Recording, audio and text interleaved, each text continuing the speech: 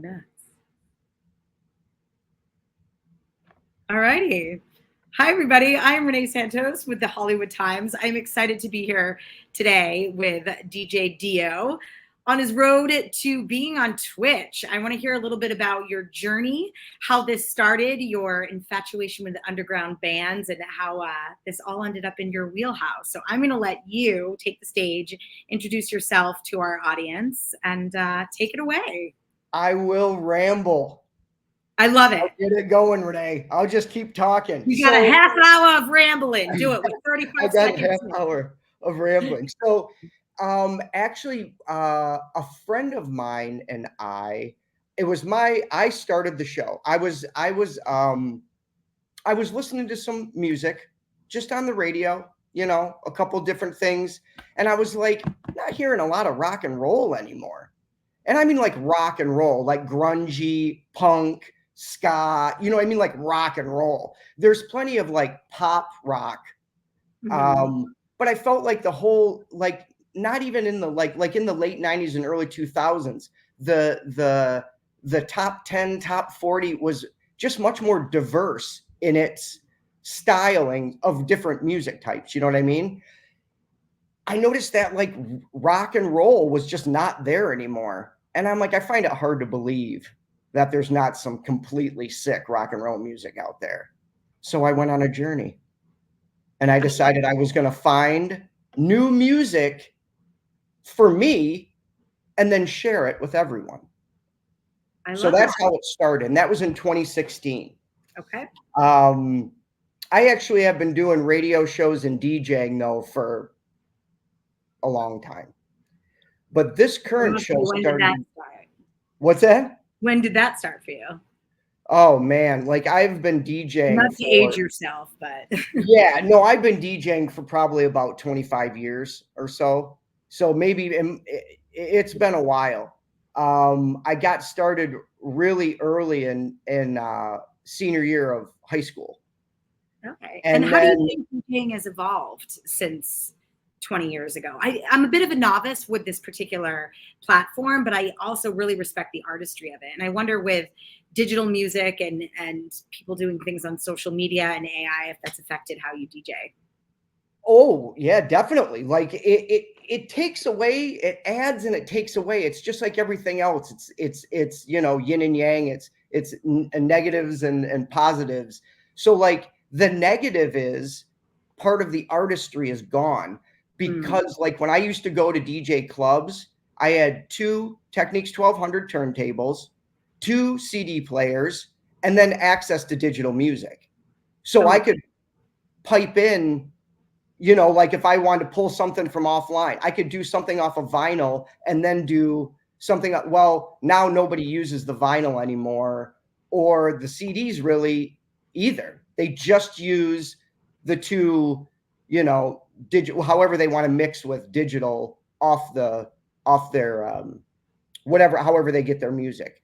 So part of the flash of it, like the DJ spinning the vinyl and that cool boo, like those noises and the wikis and all that stuff, that's gone. That's gone. And that was primarily improvisational, right? And like some DJs, I was never particularly great at it. I could mix, but some DJs, just their skill level was a musician level. You know what I mean? Like that good with the turntables were their guitar. Wow. So that part's kind of gone. But you have access, like, lugging in 2 crates of vinyl and a couple crates of CDs was not good on the lumbar. Yeah. But this way, right? Easy. You bring your computer, you're done. Turntable, I mean your mixer, mic, you're done. So it made it, you have way more access to more songs with less work, but it's also not quite the show that it was, because they're not mixing between all those different things anymore. And that, that didn't even last that long because there, no one wanted to lug all that stuff in. It really was heavy. The vinyl's heavy. Yeah. So yeah, so there's pluses and minuses to all of it. I do like that I have access to all songs now. Like if you request something, you're like, oh yeah, no problem. You know, I got the Commodores. Let's throw that down. Let's do this. Like, whatever. You know, back in the day, you're like, oh, let me check to see if I brought my Commodore's greatest hits album. You might not have had it. Right. So, That makes sense. I heard somebody I was at a 4th of July party and somebody was saying, you know, there's no 4th of July playlist anywhere out there. Like there are no songs about the 4th of July. And there happened to be a DJ in attendance that all of a sudden pulled something up and had like a playlist just in the palm of his hand. And I thought, wow, how did you create a playlist in about 4 seconds from songs about the 4th of July? And I thought, it's okay, right. these have advantages. It's all at your fingertips now. Like it's unbelievable. I do promos all the time on the Tully Diö Instagram and the Outlaws of Rock Instagram. But I always do stories and I like to add just kind of random tracks. And I can find a picture. Like I found one, I'm trying to think a couple days ago. Oh, it was, do you remember the movie Chud? It was like a scary B movie from the 80s, but my brother and I thought it was hilarious. So I did a little promo poster that said like Outlaws of Rock is Chud approved. And I wanted a horror song. So I just typed in Google rock songs about, or scary rock songs or something ridiculous like that. And a list came up. So I picked the song from just that. That's what I'm saying. It's so accessible now that like it, even though the skill level of doing it might have decreased, there's so much now creatively you can do that it would have been so hard to do back in the day. And now you're just like, you know, you can just pull stuff up like that. It's really fun. And you can do it right when you're sitting on the couch. Is there a part of you that feels that sometimes, you know, the novice, the layman kind of takes on every kind of expertise and all of a sudden is claiming we're all editors and we're all sound engineers now, and we're all production coordinators. And so I'm curious to hear you talk a little bit about that the pulling away from the artistry and people not appreciating what it actually takes to be a DJ. Well, yeah, like, I mean, it's not, there's two different types of DJs, just like there's two different types of like comedians. There's the person who can DJ while everybody's drunk around at a party. That's me. Which is fun. That's how I started. Yeah. You know what I mean? And then there's people who actually went to school for broadcasting and all that, where they teach you things like, how to use this equipment. So it's just, and then it's years of experience. It's doing it and doing it and doing it. And I've DJ'd clubs, I've DJ'd bars, I've DJ'd back when I lived in Michigan. I would do a birthday parties, like pool parties, sweet 16 parties, whatever they needed, bar mitzvahs, whatever they needed me for, I was there. So that helps you learn how to do those mixing things and everything, because you're doing it constantly. Like picking up a guitar and playing all the time, you're going to get good. Right. Anybody can jump to the next level, but when you don't have the ability, it's obvious without, you know what I mean? Like you can tell when someone really doesn't know what they're doing, but they may have an amazing ear for music. And that's important because your friends and you and your friends are going to have a blast. Mm-hmm. You're firing up a couple beers and somebody's playing, oh, I'm going to play that mix that we dug from, when we were 23 years old or whatever. Like that's special. Yeah. But a DJ is a job. And sometimes when I used to DJ multiple times a week, it's exhausting. Staying up that late, the bar closes and you have to wait, pack up and everything. So you're not getting home till like 3 a.m, 4 a.m. So do you feel like this vision that you had in 2016 was transitioning out of that more like survival job mentality because you had more of a vision with these underground bands? What do you mean? Like like instead of, going to work, just doing bar mitzvahs or weddings or whatever you were like kind of allocated to do, what was like the impetus to have this like passion toward being of service to these underground bands? It was, well, I've been an artist my whole life and an entertainer. And I always like, it was lacking. There wasn't a representation of this style of music anymore. It wasn't getting pushed. So I love it. I love every type of music, though. I don't want anybody to think there's a genre I don't like. I really do. I like country. I like rap. Every corner of it, I will dive in deep. I love it all. Electronica, like, trip hop, acid jazz, you name it. I dig all of it. Where was I going with that? What was the question? I just want to make sure everybody knows that. Yeah, I mean that's beautiful. Just how you by giving like a voice to some of these underground bands, what was your like vision for being of service to these Right. And that was basically it. I wanted them to have a voice, and I wanted them to have a community in which they weren't getting, ripped off, kind of. Like, it's just it's a place for all these bands to go, and a lot of them have become friends because of the show. So it's a nice little community for them. They know we're going to be respectful, and I love every track I play. Like, I'm never going to put a track on there and like say like, oh, if they could have made this. No, they're all top shelf. If I put them on the show, I love them for a certain reason. So I just wanted there to be a show that had someone who, I'm a professional DJ. So they had this person who actually, qualified to do it. And I just want to push them. I want you, Renee, to find a track that you love on this show. Like, I want your friends to find a track that they're like, you know what? There's 10 tracks on there. I liked one, but I love it. You'll probably like 9. But I'm just saying, like, I want you to find your next favorite band because of this show. So you can still have your, Taylor Swift, love her pop music, great. Like, all of it. That all can still be in place in your library. But then you found this other kind of, wow, I haven't heard a good ska band in, 15 years, but you found one because you listened to the show. And that's the reward right now. I love when people say they found a band because they were listening to the show. That, I'm kind of like, I think Matt and I are kind of like the big brothers at like that live upstairs in the attic. And you come upstairs and you're like, what are you guys listening to? Check this out, bud. That's going to be the headline of the article. So how can we find your show? Is there a link that I can put in a banner across the screen here so that people? Yes, we have the old LinkedIn on the it's on our Instagram, Outlaws of Rock and Tully Diö, and I do believe it's on our X account. I think it might be on the LinkedIn. That's the business page. outlawsofrock.com.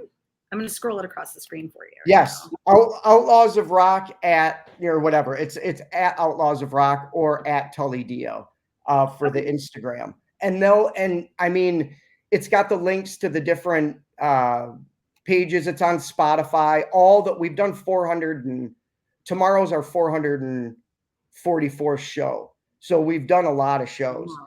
And almost all of them are up.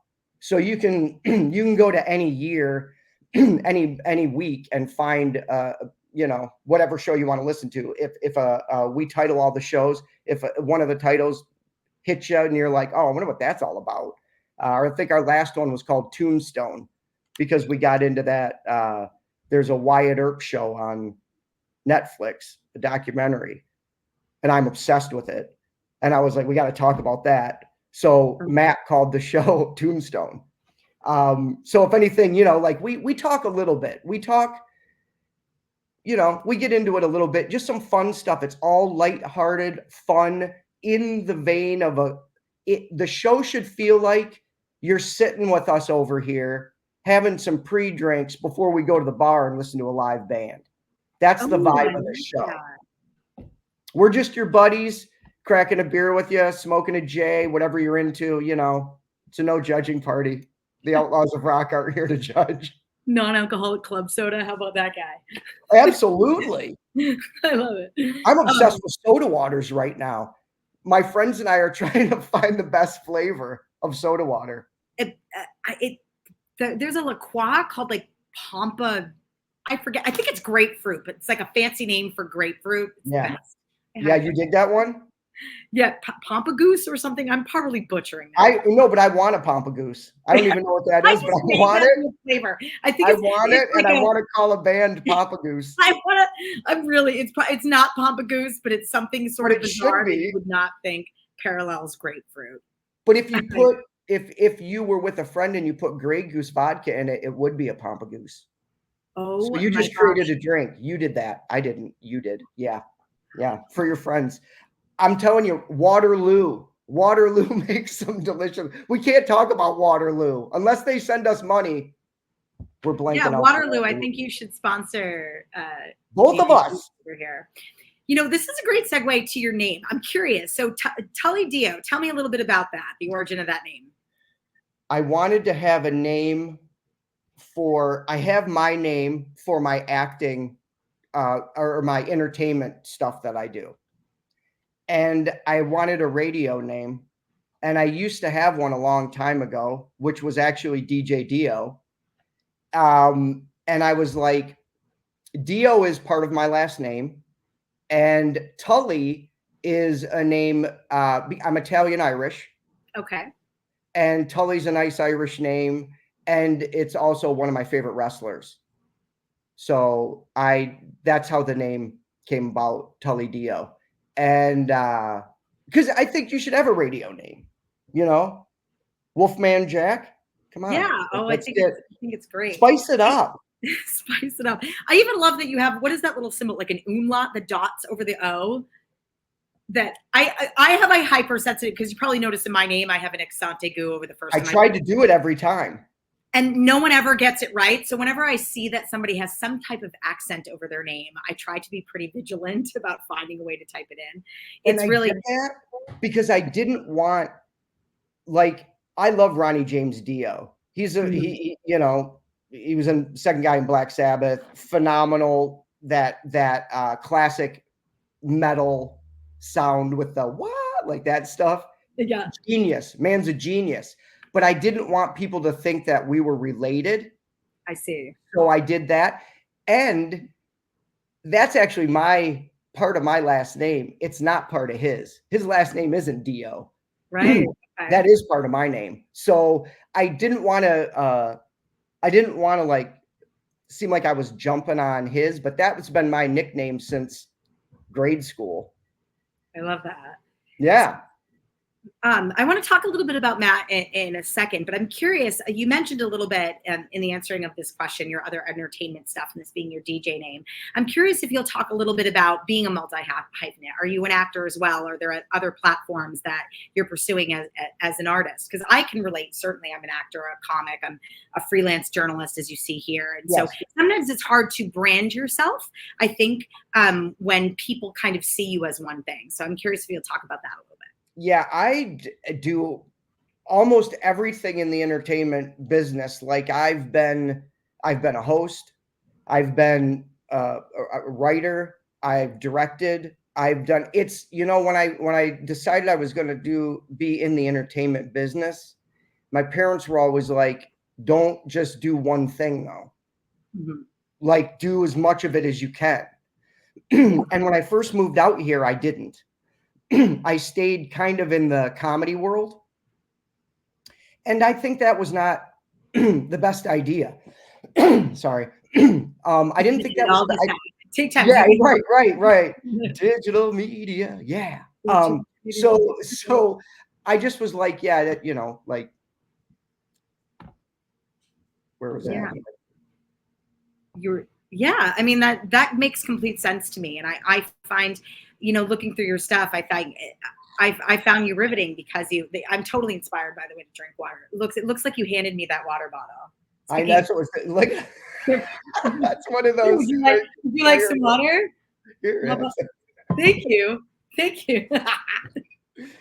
just that you have to do, unless you're on a belt where like you have management and stuff like that, and like you're on a sitcom, you're in a movie, you're on that road, you got to do everything out here. And if you can, and I'm not a musician, so that's not, and I'm not a painter, I don't do that really. I mean, I try to paint, but I'm not good at it. But like the other stuff, because the more of it I can do, it all fills me up. Yeah. All of it. DJing, acting, hosting. It's all the entertainment business. I crave it. Yeah, and I find I'm more inspired when I see that people are like cultivating their own sort of vision for their careers and creating their own content and thinking outside the box. And that's why I love like you're also taking your expertise and being of service to other bands. And so I thought that was really beautiful. And I have found one of the things that has been the most rewarding experience in this industry is like co-creating and collaborating with people. So I'd love for you to talk a little bit more about Matt. You guys seem like quite a dynamic duo. So how'd that come about? What is your origin? I met Matt at, where were we? We were at the station. Anyway, I met Matt. I walked right. Sometimes in life, you see someone and you're like, I already know that person. At least with me anyway. Yeah. It's this weird pull. And I looked at him and I was like, I already know him. And I didn't. So I just walked up to him and just started bullshitting. Like I just walked up to him and I was like, hey, dude, I think he was wearing like a shirt of a band that I knew. And I was like, oh, sweet shirt, whatever. And he's like, oh, thanks. And we just started talking. And he's not like, Matt isn't like a really, super extroverted guy. He's a lead singer in a thrash metal band called Black Empathy. Check them out. They're phenomenal. They're a Valley band. I'll scroll that across the screen too. Black Empathy. And we hit it off. And I had this idea already. I had already done a couple test things about how I wanted to do it. And I was like, you'd be perfect to be on this show with me. You want to do it? And he's like, yeah, bro, I'm in. And we've been doing it since 2016. Like the guy ends up becoming one of my best friends, like just absolute champion of a man, like just a good dude. Like, and we hang out but it just started because I was like, I already know that dude. And I was right. I didn't know him because here we are. That's awesome. It was weird. It was really weird. I don't just walk up to people like that because you never know if someone's going to be like, who are you? Like, yeah. You don't want to freak people out, Sometimes I say hi to people and they're like, whoa, that's a little much with the highs. I agree with that. I think it's easier. I mean, maybe this could be controversial to say, but I think it's easier for women to like approach each other too. Like there's yes. I don't hear of it as frequently as like, that's why when you see like bromances, I think it's the cutest thing in the entire world. Because if you walk up to each other and like buddying, if you walk up to some random dude and you're just like, what's up? They're like, what do you want? Yeah, exactly. Like, what do you want right now? And you're like, oh, I don't have a want. I don't. Yeah, it's like you need something from them as opposed to like, I just want to be your friend, where I think there's like something about like women interacting where that's innate. They assume. They like to chat more. Without putting stereotypes on people, they enjoy a good chat more. So I've had many, many great conversations with 75-year-old women at the grocery store. Many good deals on bread. I'm having a conversation with, Nancy and I are having a nice talk about the sourdough. Okay, by the way, great segue when Kimley was like, get him a girlfriend. This segment, that little clip, 20 seconds, that'll get you a girlfriend. The conversation with the cute old lady in the grocery store, every girl loves that. Done. You will have a date by Friday. But it's true though. Like I really do. Because I grew up, I had a mom and a dad and everything, but I really did grow up a lot around my mom and my grandmas and my aunts. So like, I have no problem with the chat. I dig the chat. I like just let's talk about how Kashi cereal's going up $1. Like, let's talk about that. I want to know what your opinion is. And I'll tell you what too, that I've noticed when I do have those conversations with like, let's say someone who's that much older, they always say something. I'm like, I did not know that. Or I'm going to check that out. Or they always give you a little nugget, like just this little golden nugget of that. You're like, I've been getting a good deal on that because, Nance gave me a tip a couple of weeks ago. It's just awesome. Yeah, what they're focused on is really important for us to be able to kind of take note of too, because we can be so distracted. And anybody who's older has so much wisdom. Mm-hmm. Like there's smart, but wisdom is special Yeah, because wisdom's the integration, right? Like yeah, I talk to, I'm in my 40s and I'm in that weird space where the generation below me are adults, right? And mhm. then the generation above me, because even 10 years ago, they were 10 when I was in my 30s. So it's like, so to be on the other side, on both sides of that equation and know how I've become so much more teachable in my 40s, where I thought I knew everything in my 20s. And I realized Yes. the difference was I don't have that much more knowledge in my 40s. I've just integrated all of that knowledge. Like before, they just learned about it. Like we all know what a love song means. Like I can explain to you what a love song means, but until someone breaks your heart, you don't really know what a love song's about, And I think that there's part of that with youth where they're like, but I can cerebrally dissect exactly the same stuff you can, that they forget. Like the longer that you live, They don't have the depth. Yeah. And that's where the wisdom comes learning. from. It is true though about a love song. Like I'll listen to songs now that I'm just blown away by because I'm like, oh, I experienced that. I can totally relate to Phil Collins. I remember that song "Break Even." Do you remember sometimes the heart doesn't break even? I'm like, what the hell does that mean? And then like when I was madly in love with somebody who was completely uninterested in me, I was like, oh my God. It's uneven. It's uneven. They were right. Because they had the wisdom. And occasionally you'll hear a band like let's say Fleetwood Mac. Like those guys had and they had so much wisdom and they were young.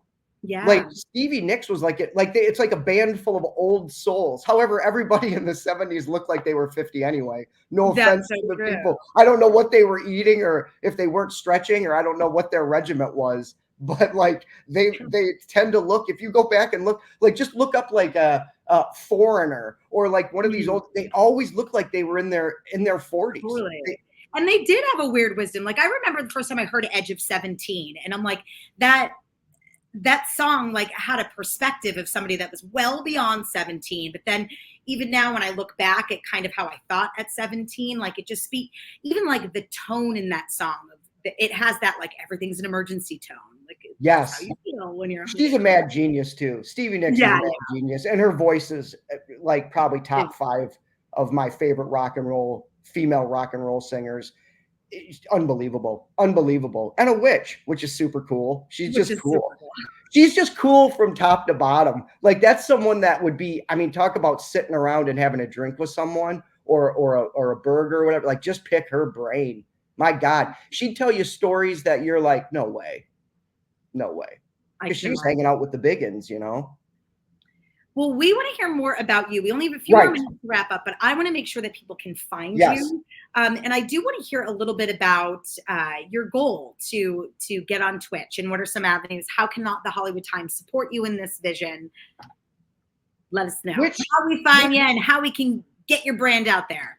Right. Well, as for now, there's we are on X, Instagram, TikTok. I don't get on there that much though, because there's just so many of them. And then LinkedIn also for the business peeps. It's almost all to get a hold of me, Tully Diö on all of them.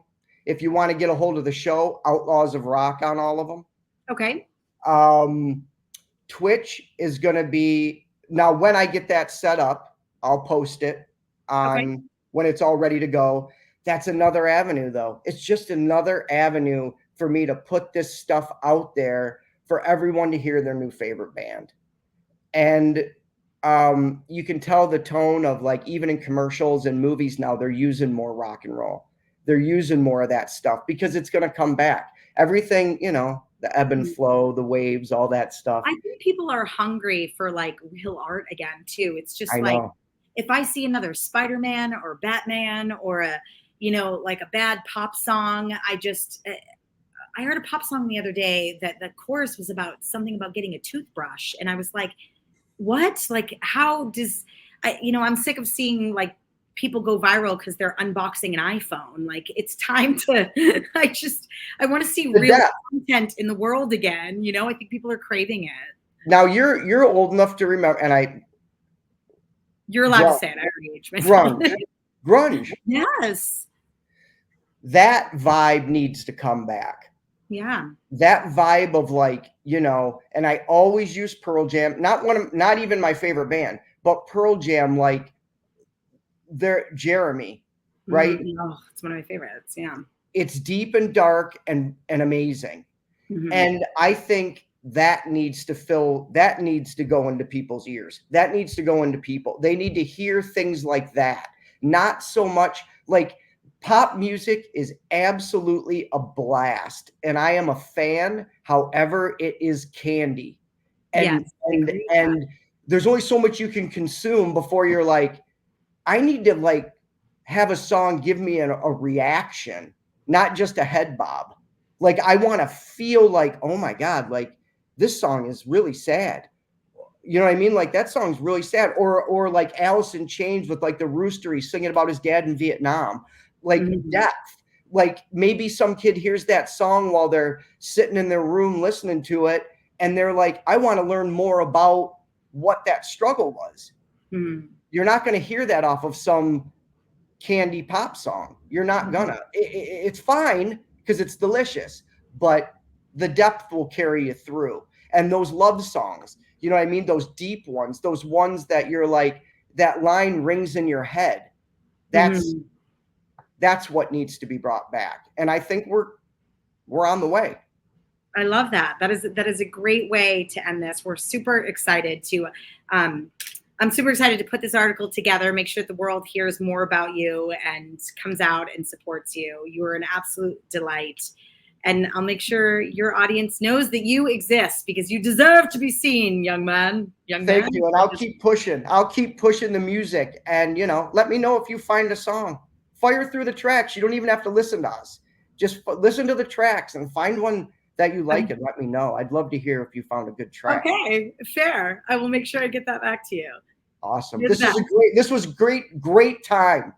You're excellent. I'm glad you had so much fun. I had so much fun too. I mean, I'm so lucky. There are some days where I'm like, being an artist is crazy. And then I get opportunities like this where I get to like sit at my desk when I don't even have pants on. I just have a shirt on. Why I'm not going to stand up. And like, I have no shoes and socks on.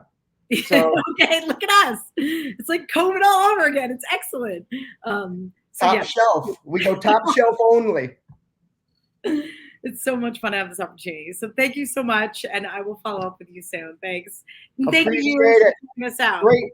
Thanks, Renee. Thank you. Bye. Bye.